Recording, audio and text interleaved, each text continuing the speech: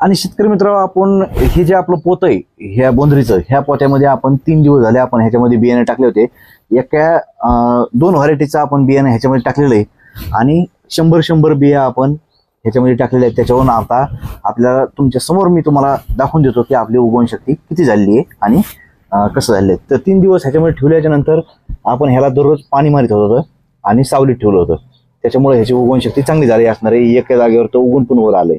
तर मी तुम्हाला आता हे दाखवून देतो किंवा हे कसं उगलं ते. बघा खालून तर बघा किती मुळे आले ह्याला.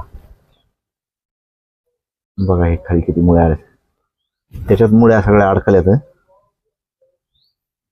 ह्याच्यातून शेतकरी मित्र आपल्याला कळून जाईल की आपली जी सोयाबीन आहे ही चांगली उगवण चांगली होईल का नाही. तर बघा हो का किती सोयाबीनच्या बियाणं उगलंय आपलं.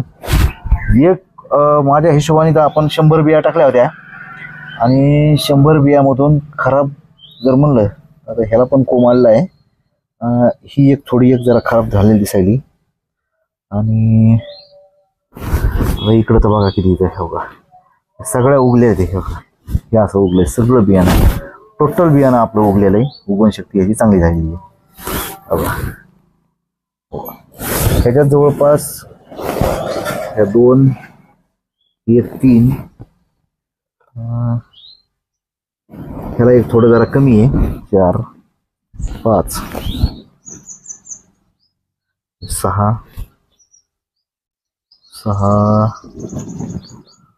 म्हणजे एवढ्या 100 बियामधून जवळपास 6 बिया फक्त खराब झालेल्या आहेत.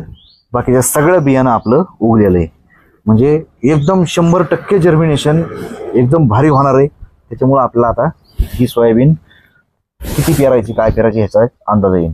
जर समजा सगळीच्या सगळी जर सोयाबीन जर उगणार असेल आणि जर 25 किलोची बॅग असेल तर आपण कमीत कमी एक 22 किलो 23 किलो इतकंच आपण बियाणं पेरलं पाहिजे.